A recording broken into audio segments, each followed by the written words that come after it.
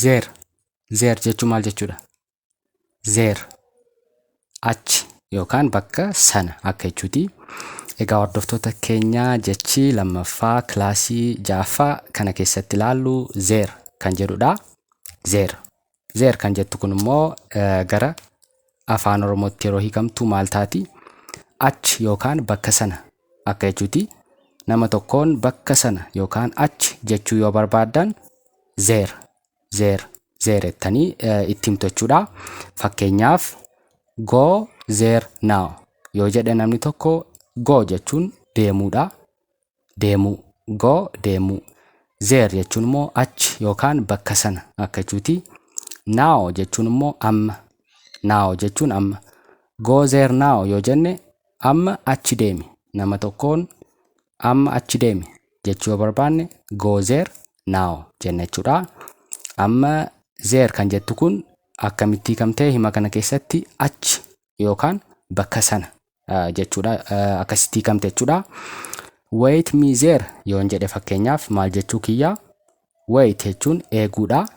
Me jechuun immoo ana jechuudha. There jechuun immoo achi yookaan achitti bakka sana jechuudha. Wait me there. Achitti na eegi. Fakkeenyaaf hoteela ta'uu danda'a bakki suni.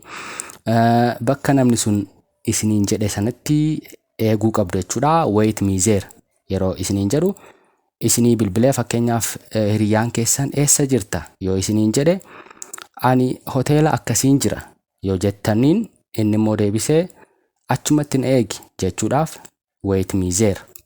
Wait me there jedha jechuudha. There jechuun achi yookaan bakka sana bakka isin dubbachaa jirtan jechuudha. Ishee kana jecha there jettu achi yookaan bakka sana jechuudhaaf itti fayyadamuu ni dandeessu jechuudha. Fakkeenyaafis yeroo Facebookii, social media garaagaraa, imo ta'uu danda'a, telegrama ta'uu danda'a, kanneen garaagaraa yeroo fayyadamtan jalqaba namaaf miseejii hi there yoo jettanii ergitan maal jechuu keessanii achi akkami akka jechuuti. Warri achi akkami jettanii mee miseejii kana ergaa fi hiriyoota keessaniif jalqaba yeroo miseejii walii erguu eegaltan hi there jettanii yoo ergitan maal jechuu keessanii achi akkami yookaan warri achi akkami akka jechuu keessaniiti. Ishee kanatti fayyadamaa. Faranjoonni yeroo baay'ee itti fayyadamu hi there. Yeroo fakkeenyaaf hiriyaa keessan 2 yookaan 3 ta'anii jiran itti dhaqxanii hi there illee jechuu ni dandeessu. Karaa social media qofa miti qaamaan illee nama tokko argattanii hi there yottan achi akkami yookaan warri achi akkami akka jechuu keessaniiti jechuudha. Nagaa gaafachuuf illee ni taati.